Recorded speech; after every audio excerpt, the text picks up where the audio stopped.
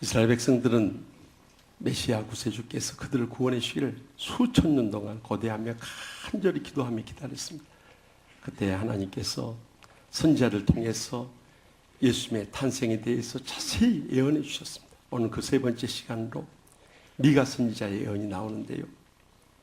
이 미가 선지자는 이사야 선지자와 동시대의 사람으로서 요담과 아하스와 히스기야 왕 때 선지 활동을 하였어요.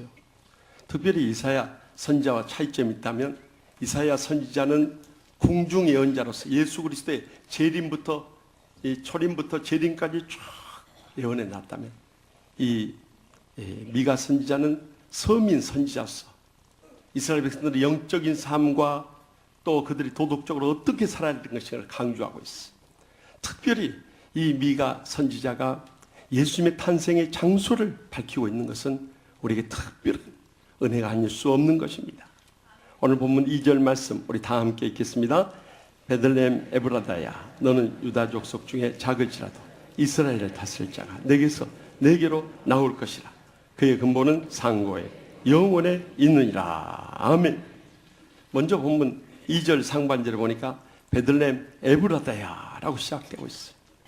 이 에브라다는 이 베들레헴의 옛날 이름이라는 것이 창세기 35장 19절과 48장 7절에 밝혀지고 있습니다. 그렇다면 왜 이 현재의 이름 베들레헴과 과거의 이름 에브라다를 되풀이해서 기록하고 있을까요? 거기는 영적인 깊은 의미가 담겨져 있다는 것입니다. 이 베들레헴은 히브리어로 집이란 뜻이고 레헴은 떡이란 뜻입니다. 떡의 집을 상징하고 있고요. 에브라다는 히브리어로 에프라타라고 하는데 그것은 풍성한 결실이라는 의미가 있습니다. 한마디로 말하면 베들레헴에 풍성한 결실이 있음을 선포하는 것입니다. 여러분, 그 베들레헴에 어떤 풍성한 결실이 있을 수 있을까요? 그것은 이 요한복음 6장 35절에도 증거하고 있듯이 예수께서 이르시되 나는 생명의 떡이니 내게 오는 자는 결코 줄이지 아니할 터이요 나를 믿는 자는 영원히 목마르지 아니하리로다 말씀하시지 않습니까? 생명의 떡으로 오신 예수님께서 떡집인 이 베들레헴에 탄생하셔서 모든 사람에게 영원히 줄이지도 않고 목마르지 않는 풍성한 결실을 허락해 주신 것입니다. 그래서 요한복음 10장 10절에도 내가 온 것은 양으로 생명을 얻게 하고 더 풍성히 얻게 하려는 것이라 강조하지 않았습니다. 우리가 예수님을 믿게 된 것은 영원한 구원의 생명만 얻은 것이 아니라 이 땅에 사는 동안에도 정말 은혜롭고 축복되고 행복한 삶을 풍성히 누리기를 원하시는 것입니다. 그렇다면 우리가 영원히 풍성한 삶을 그냥 누릴 수 있을까요? 그렇지 않아요. 요한복음 12장 24절에 계속해서 말씀합니다만 예수님께서 십자가의 고난을 앞두고 말씀하시되 내가 진실로 너희에게 이르노니 하나를 미리 땅에 떨어져 죽지 않으면 하나를 그대로 있고 죽으면 많은 열매를 맺느니라 분명히 약속하지 않았습니다. 예수님께서 실제로 이 땅에 오셔서 우리 십자가에서 우리의 모든 죄악과 상처와 질병을 대신 져 주시고 돌아가셨다가 다시 살아나심으로 인해서 우리에게 모든 죄악으로부터 용서함을 받고 구원을 받고 천국의 생명을 얻게 된 것입니다.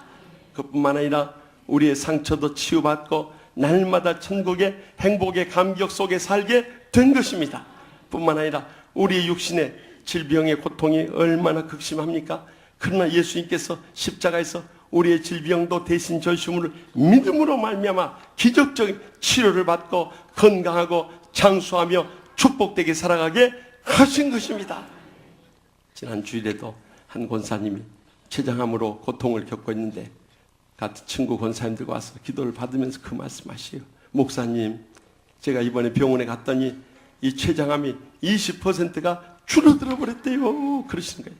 여러분, 우리가 한 것은 주님 앞에 매달려 기도한 것뿐인데 성령님께서 치료하는 광선을 받으셔서 기적적으로 치료해 주신 줄 믿으시기 바랍니다.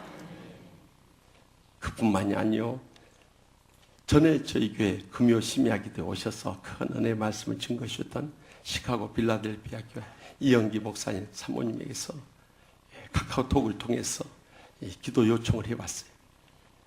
지난번에 와서 한국에서 검사를 해보니까 이 갑상선에 암이 생겨가지고 이 네 군데 혹이 이렇게 생겨서 기도를 이렇게 누르고 있다는 거예요. 그러니 숨을 쉬기 얼마나 고통스럽겠습니까? 그런데 조직 검사를 해보니까 암으로 판명이 됐다는 거예요. 그래서 이번에 미국에 돌아와서 다시 시카고 대학병원에서 조직 검사를 받게 됐는데 목사님 기도해 주세요 하고 이 기도 요청에 문자 메시지가 왔어요. 사실 이영기 목사님 네 분은 저하고 제가 시카고 연합장로교 담임하고 있을 때 정말 신실하고 충성스러운 종이 가정이었습니다. 그분은 처음 이민 와가지고 평교인으로부터 시작해서 서리집사, 안수집사, 장로 되었다가 또 주님의 종으로 부름을 받아서 전도사, 목사로서 함께 사역을 하다가 전하 떠난 다음에 그곳에서 개척을 하게 돼서 필라델피아 교회를 시작했어요. 그런데 한국이나 미국이나 개척교회가 얼마나 힘들어요. 정말 피눈물 나는 고생을 하면서 그 개척교회를 놀랍게 이렇게 세웠어요. 이제는 안정이 되고 살만하니까 사모님이 이렇게 고통 중에 죽어가신가 생각하니까 너무너무 가슴이 아픈 거예요. 그래서 멀리 미국 시카고에 계시지만 새벽마다 하나님 아버지 우리 사모님 평생 고생 많으시다 이렇게 떠나보낼 수 없습니다.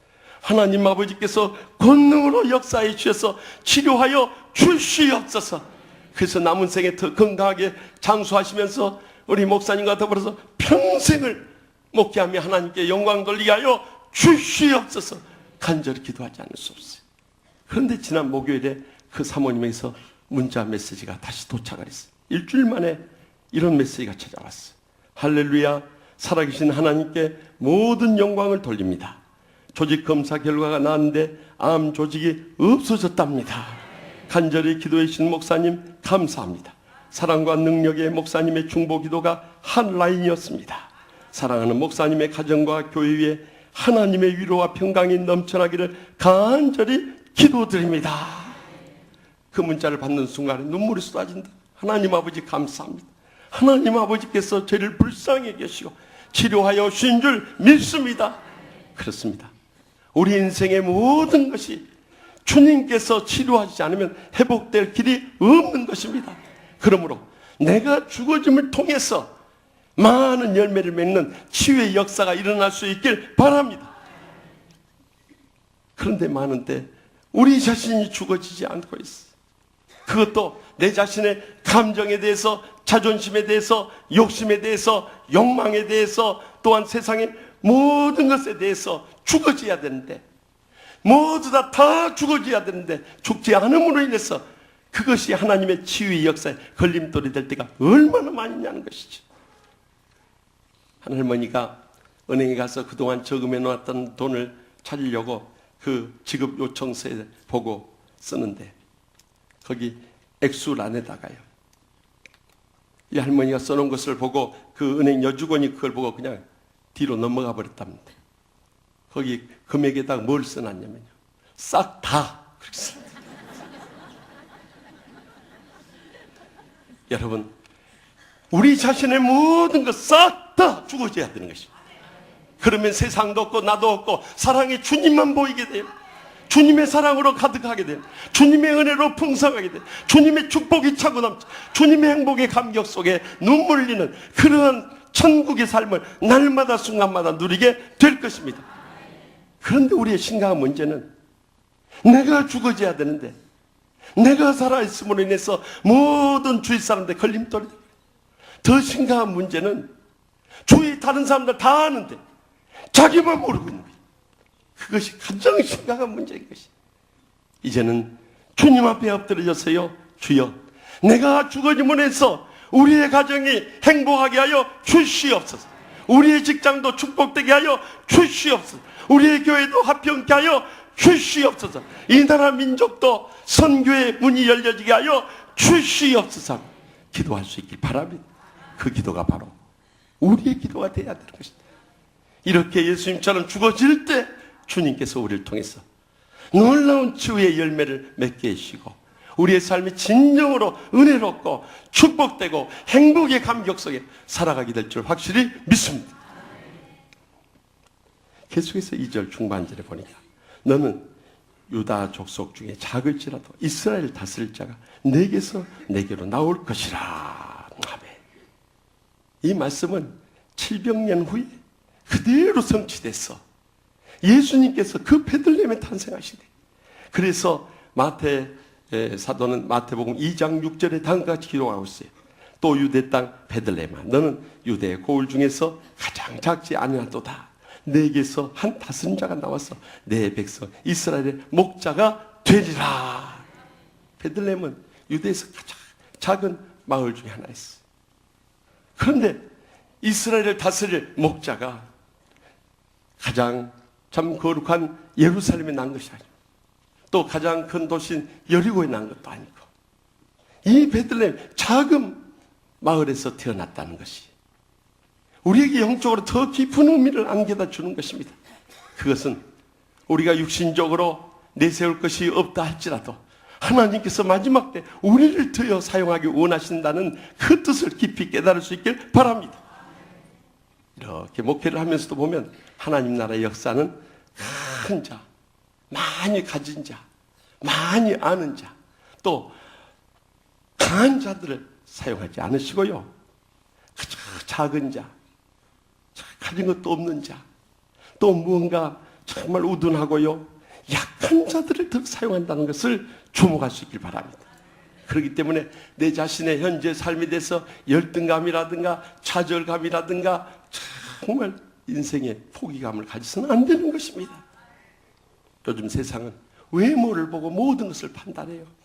그래서 특별히 키 큰 사람들은 아주 자기 자신을 참 자랑스럽게 생각하지만 키 적은 사람들은 참 자기 자신이 위축되기가 쉬워요. 그러나 오늘 희소식을 여러분들에게 전해드리겠습니다. 제가 지난주에 읽은 글에 의하면은요, 키 적은 사람이 정말 복받은 사람들이라는 것을 보았어요. 첫째는 지금 아멘 하신 분들은 한 맺힌 아멘요. 얼마나 평소에 가슴에 맺혀있으면 제가 그것을 밝히기도 전에 아멘이 나오겠어요.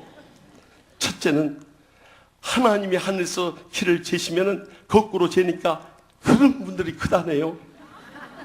나폴레옹도 키가 적었는데 늘 자부심을 가졌던 것은 하늘에서 키를 재면 내가 제일 큰 자라고 그렇게 큰 소리 쳤다는 거예요.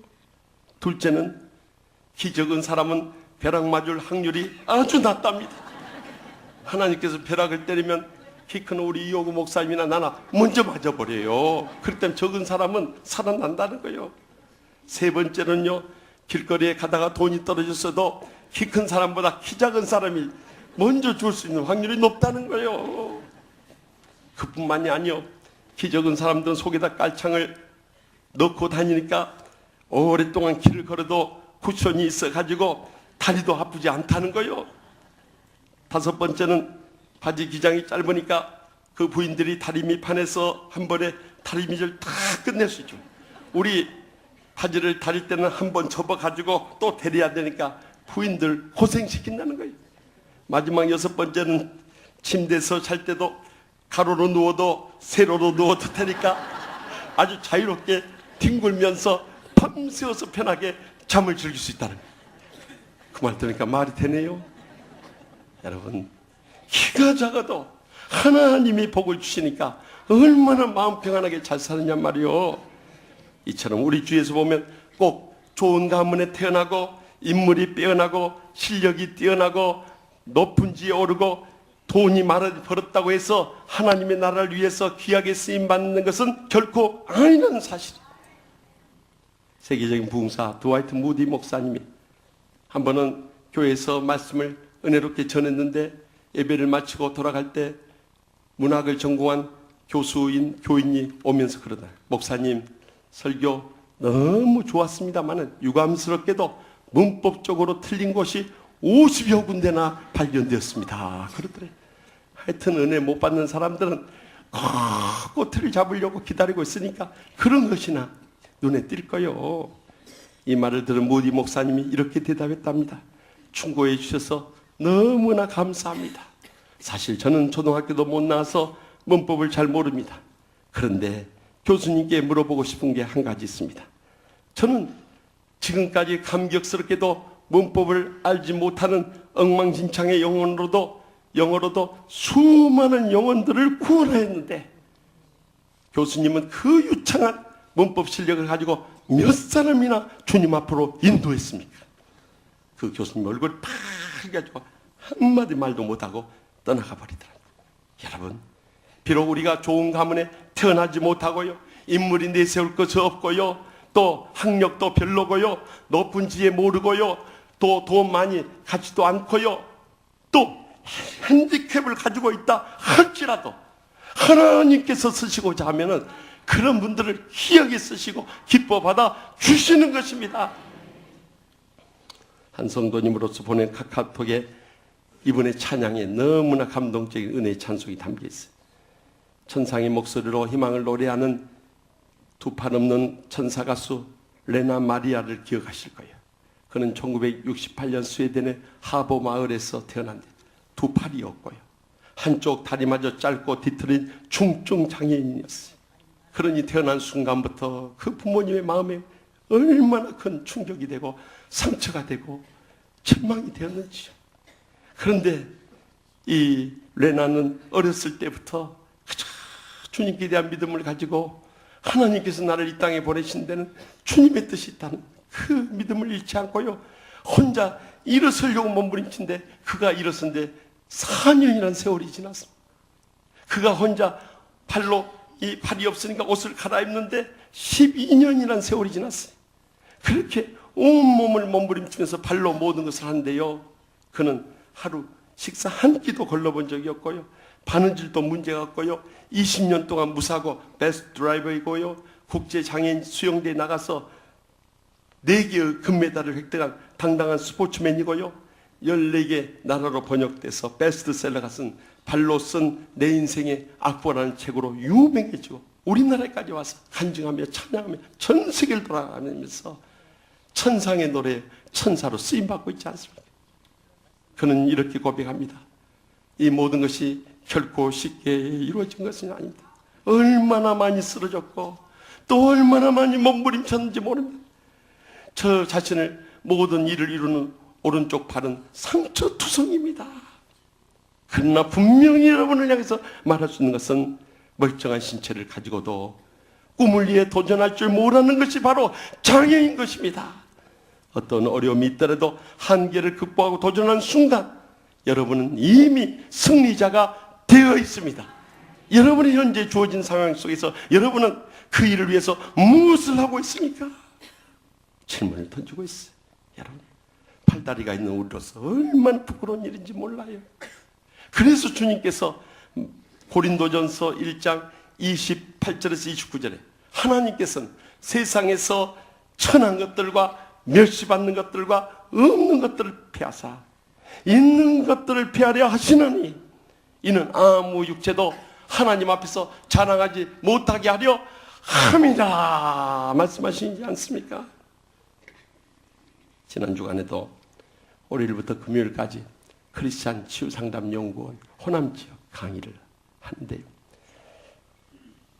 강주에 내려온다는 소문을 듣고 또 여러 목사님들이 말씀을 전해주길 요청해 오셨어요. 특별히 순천 황전 월등 연합성회를 작년 이맘때 했는데 제가 내려온다고 저기 그 순천에 있는 용림교회에서 말씀을 전해달라고 갔어요. 지금 시골에 가면요, 젊은 사람들 다 도시로 가버리고 할아버지 할머니만 남아있어요. 그런데 그 할아버지 할머니들이 아멘 하면서 얼마나 은혜를 사모하면서 매일 밤마다 집회를 하는데 그렇게 말씀의 은혜를 받아요. 마지막 날 밤이 되었어요. 은혜 받은 83세 된 최이덕 장로님이 나오셨어. 특송을 하기 원하신다는 거예요. 그래서 그분의 기회를 드렸어요. 그분이 나오셔서 찬송가 373장 찬양을 불렀어요. 고요한 바라도 저 천국 향할 때 주 내게 순풍 주시니 참 감사합니다. 그 물결이 일어나 나 쉬지 못하나 이 풍랑으로 인하여 더 빨리 갑니다. 내 근심 걱정을 쉬었게 하시고 내 주여 어두운 영혼을 곧 밝게 하소서. 이 세상 고락간 주 뜻을 본받고 내 몸이 의지 없을 때 믿음 주소서 하고 눈물을 글썽이며 찬양한대요. 얼마나 은혜 받는. 비록 박자와 음정은 자유민주형으로 부르지만 그 가사만은 정확하게 부르고 있어. 그분은 평생은 농사 지은 분이었어. 그날 복장도 정말 이 턱시도 있고 정장한 모습도 아니고요. 또 모든 것이 테너나 바리톤 성악가처럼 그렇게 명쾌하지 못했지만 그 찬송은 이 장로님의 신앙의 고백이었던 거예요.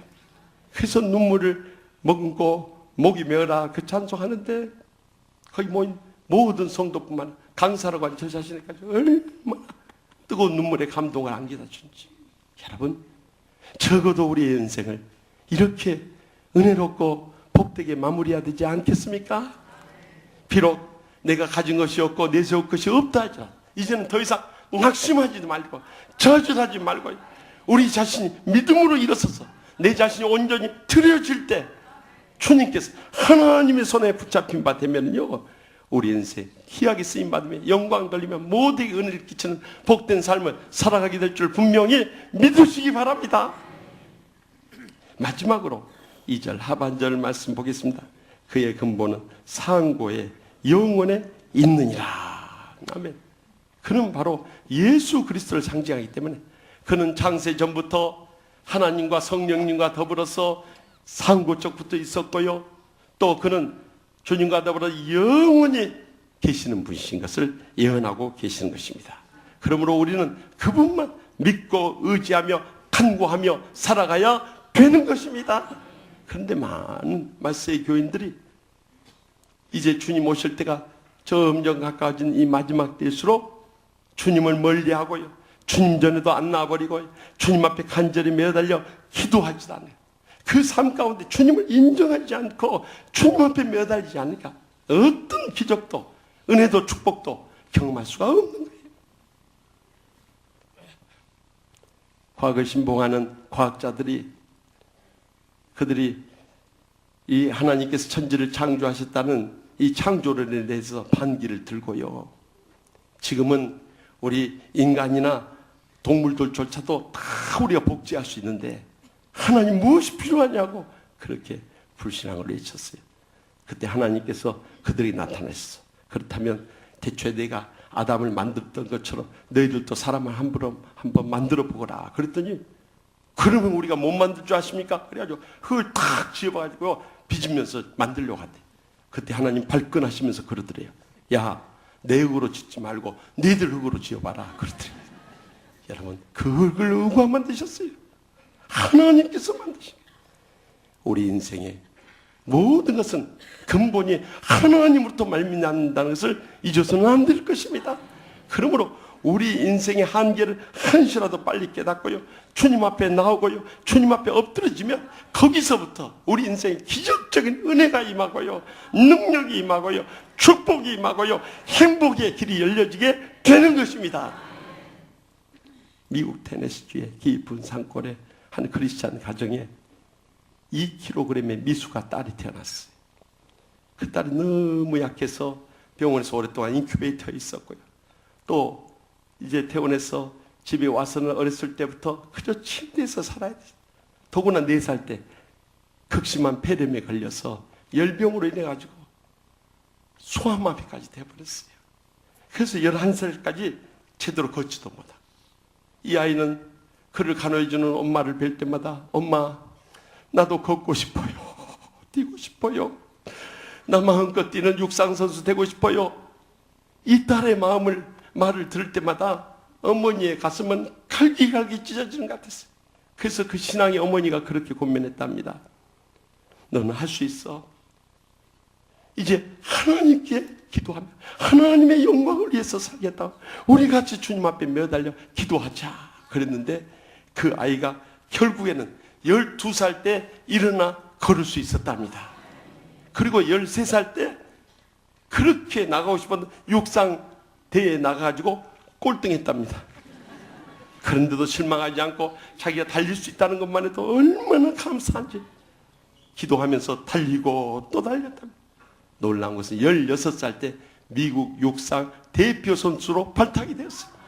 그래서 1956년 캔버라 월드컵 올림픽에 출전을 해가지고요,銅메달을 차지하는 쾌거를 이룰 수 있었어요. 그러나 거기에 안주하지 않았어요. 4년 뒤엔 1960년 로마 올림픽에 육상 단거리 계주 선수로 출전해가지고 그때 당시에 세계 육상을 뒤흔들던 독일의 주타 하이네 선수를 제치고요, 100m, 200m, 더 나가서 400m 계주까지 금메달 휩쓰는 상관왕을 차지하게 된 거예요. 시상식이 끝나고 많은 기자들이 달려들어서 그렇게 급성장해서 상관왕이 될 수 있는 비결이 무엇입니까? 물었을 때 그는 눈물을 흘리면서 이렇게 고백했어요. 나는 어렸을 때 소아마비 걸려서 걷지도 못하겠습니다. 그래서 걷고 뛰는 애들이 부러웠습니다. 저는 그래서 침대에 누워서도 하나님께 늘 기도했습니다. 하나님 아버지, 저 뛰고 마음껏 달리게 해주세요. 제가 앞으로 육상 선수에서 메달을 받으면 하나님 아버지께 영광 돌리게 해주세요. 그 기도를 지난 20년 동안 해왔습니다. 하나님께서 그 기도에 기적적인 응답을 해 주신 것입니다. 여러분, 우리 인생에 어떠한 고통과 불행과 난간이 부딪혔다고 해서 좌절하고 낙심하지 마세요. 하나님께서 모든 것을 할 수 있는 줄 믿고요, 주님 앞에 매달려 기도하고요, 주님 앞에 간구하며 의지하며 살아갈 때 하나님께서 그런 기적을 오늘 또 우리에게 이루어 주시는 것입니다. 그래서 로마서 11장 36절에 이는 만물이 주에게서 나오고 주로 말미암아 주에게로 돌아갑니다. 그에게 영광이 세세 있을지어다. 아멘 하고 선언했던 것입니다.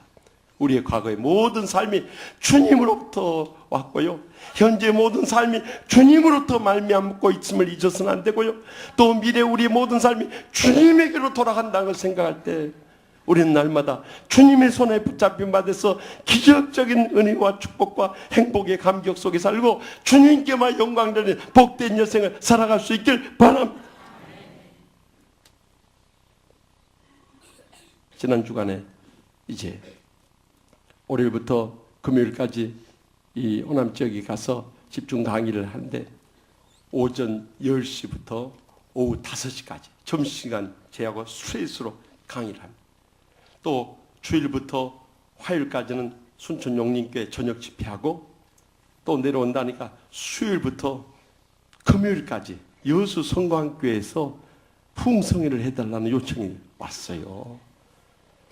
사실 저 자신도 정말 내가 어떻게 가서 이 닷새 동안, 그러니까 주일부터 시작했으니까 엿새 동안 스트레스로 이렇게 할 수 있게, 주일날도 제가 4번 설교하고 비행기 타고 내려갔는데요, 어떻게 감당할까? 앞이 캄캄해. 내 생에 그렇게 터프한 주간은 없었어요. 더구나 이제는 죄송합니다만 나이가 들어가니까 점점 힘들어지는 거예요. 그래서 제가 우리 부목사님들과 마지막 회의하면서 동생들, 내가 이렇게 아주 강행군을 해야 할 상황이 있네. 내가 아무래도 돌아오기가 힘들 것 같네. 그러니까 살아 돌아오도록 기도해 주소. 그리고 내려갔어요. 근데 더욱 여수 성광교회는 여수에서 가장 큰 교회였습니다. 예배당도 아주 한 2,000석 가까이 크게 지어놨어요. 그런데 지난날 3분의 목사를 내쫓으면서 시험에 빠져서 지금 한 1,000여 명 이렇게 남아있어요. 그런데 신학대학 교수였던 정기철 목사님이 그곳에 부임하게 돼서 이번에 꼭 내려온 김에 말씀을 전해달라고 그래서 저는 정말 그 힘든 교회에 가서 어떻게 할 수 있을까? 그러나 우리가 정말 과거에 피눈물 나는 시험을 겪어봤기 때문에 그 느낌 아니까 정말 우리도 그 고통 가운데 도와준 사람이 없었는데 이럴 때 그 교회에 조금이라도 도움이 됐으면 하는 심정으로 갔습니다. 하는데 성령님께서 시간 역사하는데요, 제가 정말 처음부터 끝까지 눈물로 호소했습니다. 여러분, 우리가 예수 믿는다는 것이 무엇입니까? 우리가 또 살면 얼마나 살겠습니까?